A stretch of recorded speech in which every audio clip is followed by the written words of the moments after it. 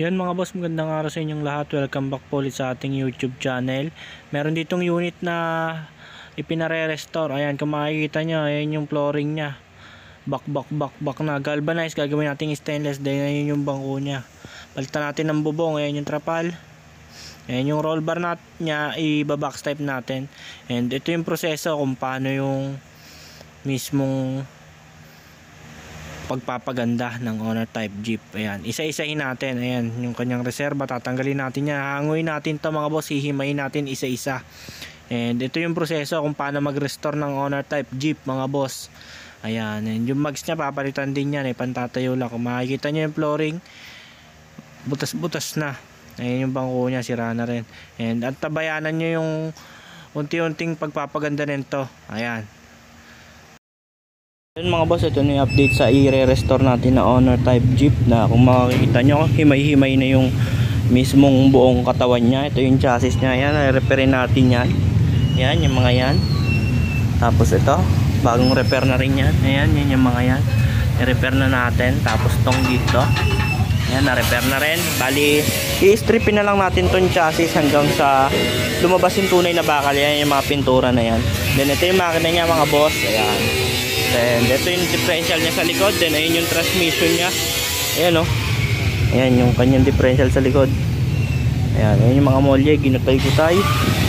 Ayan, then ayun yung molye sa harap. Ayan o. Makikita nyo, ayan o. Ayan, hihimay-himay yan isa-isa para malinis. Then pipinturahan ulit para bagong-bago. Then ito, ayan yung mga reference sa chassis. Ayan. Bali, saglit lang ito mabuo kapag kumpleto na yung mga gamit nya.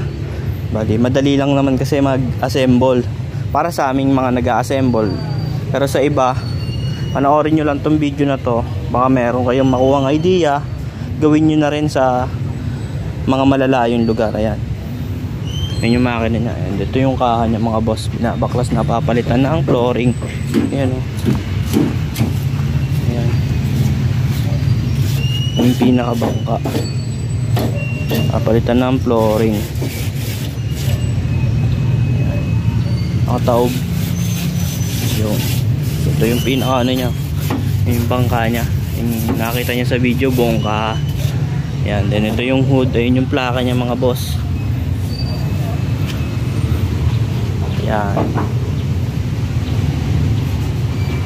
So ayun lang, hintabay lang kayo sa next update para makita nyo yung proseso kung paano nire-restore yung isang owner type Jeep dito sa atin. Ayan. Yun mga boss, ito na yung update sa nire-restore natin na OTJ or owner type Jeep. Bali, ito na yung chassis nya. Ayan, na-strip to metal na natin. Ayan, kikinisin pa yan. Bali, tiyak pa natin yung chassis number nya. Then ito yung makina. Ayan o. Ayan. Tapos itong differential nya, strip to metal din yan, cylinder, yan. Then yung belt trunk inaayos. Yan. Tapos yung differential niya sa likod may leak. Ayan o, ni-repair. May tama yung pinakasapatos. Yan.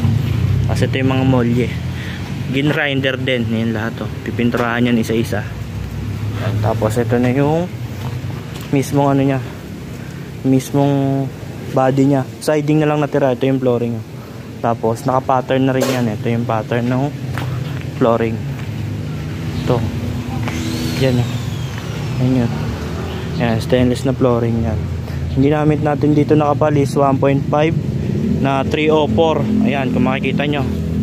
Ayan yung tatak. Ayan. Ang next update natin is kapag nakakabit na yung kaha or nakabuo na, nakakabit na sa mismong siding nya, or pag na-assemble na yung body, then tuloy-tuloy na yan, sasamba na yan. So ayun lang. Ayan.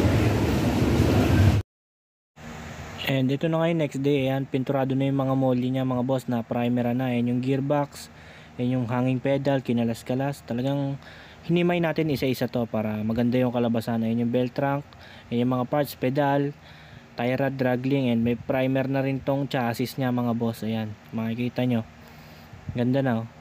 Ayan yung kanyang differential. Ayan, kahapon kasi nagkalas ng flooring. Ayan yung kanyang differential sa likod mga boss, may primer na rin. Ayan yung tangke nya, kompleto na. And bukas ano tayo ng bender ng yero. And ito na nga yung yero mga boss, nakaporma na. Ayan, bebenderin na lang. Ayan kung makikita nyo yung pattern ng yero. And then yung mga bracket, mahirap ipaliwanag yan. Ayan yung butterfly yung sa harap. And ayan, lilikuin yan gamit tong benderan. And dito na nga mga boss na bender na, hindi ko na na-video kasi mahirap mag-video mag-isa eh. Ayan. Ayan yung iba pang mga natitira. Ayan. So pagbalik ko, pag next update natin is buo na tong kaha na to. Hindi ko na may papakita. Ayan, nagbebend tayo. Yan mga boss, bali nilipat na natin dito sa pantay yung ano niya, yung mga parts niya. Ayan yung chassis niya, nakatayo na. And ito yung makina, binuhat na natin dito kasi kung makikita nyo, nandun yan sa kabila. Nandun sa, kinatay namin to dun sa lupa. Hindi pantay ngayon. Dito kasi pantay na part. Dito namin tinayo. Ayan, nakaporma na yung mga molye, differential, belt trunk. Ayan. And may primer na rin yan. And nakakabit na yung mga pagkakabitan ng body bolt. Ayan o. Yung body bolt nya. Ayan. Then, in-overhang na rin namin. Ayan yung overhang nya mga boss. And dito sa likod meron ding abang na ayan yung mismong patigas niya sa likod dito. Ayan, ito yung body niya. Ayan, nakakabit na. And yung mags niyan, hindi yan yung itatayo dyan. Bali maliit na mags yung ikakabit dyan. Ayan, bali poporma na mamaya yung makina at transmission. Ayan, binubuhat na nila. Yun next update nito, nakapatong na yung kaha niya dito. Then pipinturahan muna to ng kulay blue dapat to, kulay blue. Blue na Pepsi blue yung kulay ng gusto ng. Ayan. Ayan mga boss. Next update natin, medyo meron ng format to. Ayan. Ngayon kalansay pa lang. Ayan. Ito mga boss, nakasampa na yung makina. Ayan, nakaporma na. Ayan, nakamounting na rin. Ayan. Kabilaan. Ayan yung transmission nya, wala pa yung cross member, hindi pa, nakakalso pa. Ayan, kabila. And then naman binabapping na yung mismong nya, mismong dibdib. Ayan, para makintab pag kinabit kasi hindi na tatanggalin yan once na kabit dito.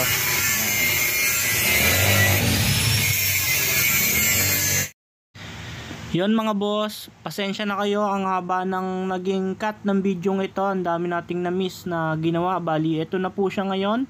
Sobrang dami kasi nating ginagawa past few days at hindi na natin na-videohan kung paano naging procedure niya. Pero ganito yung naging outcome niya mga boss. Bali, ayan, kinabitan natin ng headlight na clear. And kung mapapansin nyo yung under chassis niya, ayan, maalikabok.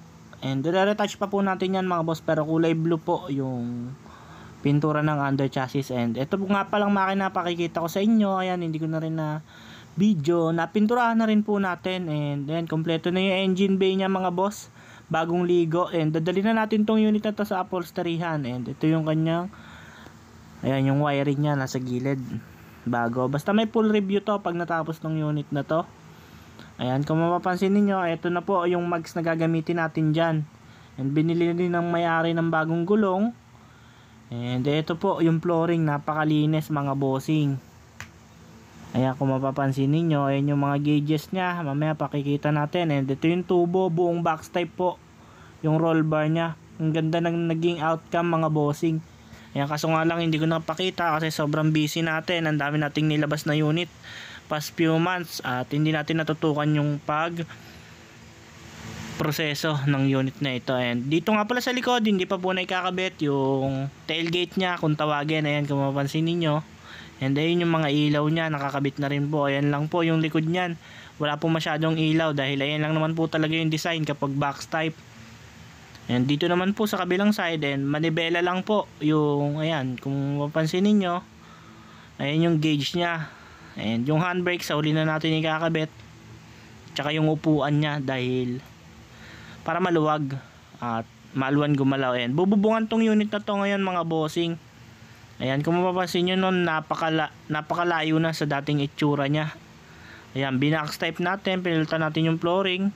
and binapping syempre, and yung mga mags tsaka gulong pinalitan natin.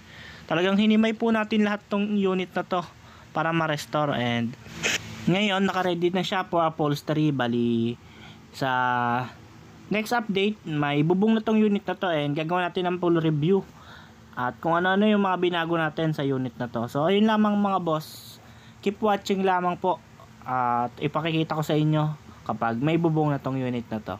And dadalhin na po sa bubungan yan. Ayan, nakapwesto na. And natakbo na rin siya. Ito ang video mga boss. Bali ayun nga mga bossing, atras abante muna yung takbo kasi sa bubungan lang naman to dadalhin. At sure ball naman po, pati yung mga preno niya na-check na natin. And ayan, na-atras abante nga. Ayan, kung mapapansin niyo, napakalakas ng preno. And ayun yung busina niya, naka-Bosch nga palang busina to, yung old model na Bosch. Malakas din. And ayun yung makina niya mga bossing. Yan mga bossing, bali ito na po siya at binisita natin dito sa gawaan ng trapal. And kung mapapansin niyo, ito na lang yung kabiyak yung kulang. And pakikita ko sa inyo yung loob. And ito mga boss, kung mapapansin niyo, napakaganda ng pagkakaunat or yung pagkakalatag ng bubong niya. Talagang pulidong pulido yung yari. Dito lang po yan sa Imus Cavite mga boss, sa Patindigaraw. Yung pinagpapatahian natin ng tolda ng mga owner type jeep.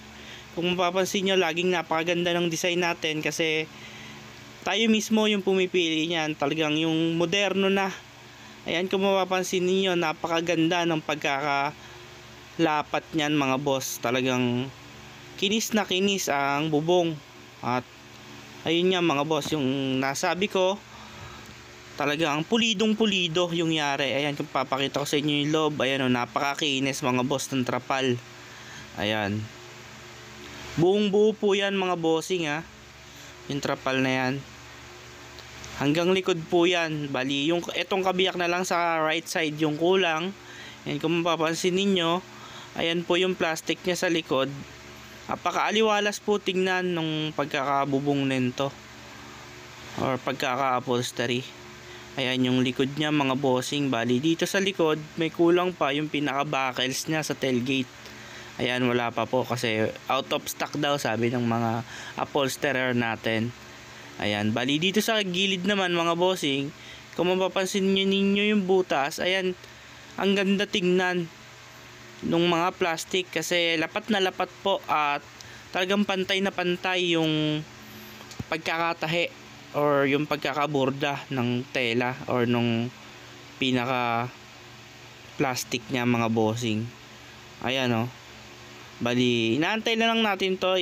Iuwi na natin sa talyer at ikakabit natin yung mga upuan. At bibidyoan ko para sa mga iba pang update mga boss. Yun lang. Yun mga bossing. Bali, eto na nga po yung unit. Kompleto na po. And ipare-rebap na lang natin. And pakikita ko sa inyo. Dito tayo ulit sa bapingan. Ayan, yung mga pare-rebap natin na maliliit. Ayan, katulad niyang mga yan. Yan yung mga dumi na yan. Papahagudan po ulit natin yan mga bossing. Ayan, katulad nitong isang to. Ayan, yung sa wiper. Pakikintabin po ulit yan. And ito na po, nakakabit na yung mismong side mirror nya. And ito, ayan, meron po tayong inispatan dyan na may crack. And yung mags nya, ipababapping po yan. Ayan, makikita nyo mamaya. And okay na rin po yung mga pintura nito mga bossing. Ayan, na-retouch and re-rebap na. And nakabit na namin yung bangko. And ito na po, halos. Ayan, yung re-rebapin, yung mga pinag-ispatan. And ayun po yung background ng loob niya mga bossing. Ayan, napakaganda po ng pagkakagawa ng mismong trapal niya or yung upholstery niya. Ayan po yung view ng likod mga boss. Napakaganda ng unit na to.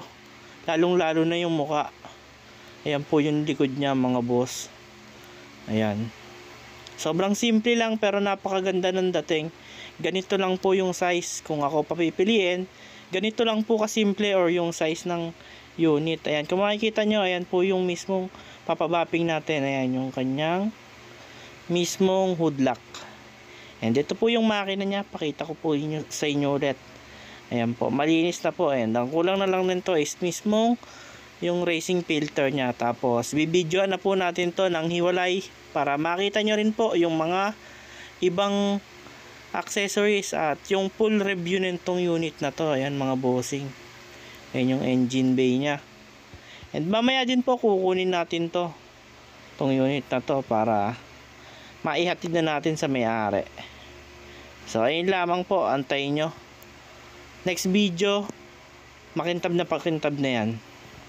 Bali, ito na nga po siya mga bossing. Napakalinis ng pagkakabapping mga boss. Ayan, kung makikita nyo, kintab na yung mugs. Ayan. And ayan yung kanyang hood lock. Kintab na rin. And yung hairline ng hood, ayan, kung mapapansin nyo, napakakinis ng pagkakabapping. And yun dito sa may fender, ayan, kompleto na rin. Nabapping na rin. And ayan yung duktungan. Nabapping na din. Ayan, ano pa ba? Ayan yung mugs. Ayan lang po, and the rest na hinaguran, pinahaguran na rin po natin para talagang sariwang-sariwa yung unit. And para bago natin ibigay sa may-ari, ayan, ma-appreciate niya yung ginanda ng owner niya. Ayan mga boss, yung kaninang may welding, ayan, nabapping na po. And itong unit na to is ihatid na natin, and yung full review next video, tsaka yung kung magkano yung nagastos. Bali, abangan nyo po next upload natin mga bossing, full review nya. And ayun nga po, bali sa mga gusto pong magpagawa, message lang po kayo dito sa Facebook page namin, ayan sa screen po, para madali nyo po kaming makausap at madali po kayong makapagtanong. Bali, dito ko na po puputulin ang bidyong ito. And bago po matapos, nais ko po munang magpasalamat sa lahat ng mga subscriber at viewers natin around the world mga bossing. Shoutout po sa inyong lahat. Happy viewing po sa tropang Japan, tropang Australia, ayan po, sa Amerika. Maraming salamat po sa inyong lahat. Huwag niyo pong kalimutang i-click ang subscribe button at iyon ang notification bell para lagi kayong updated sa mga video na ilalabas namin. Yun lamang po. Thank you and God bless.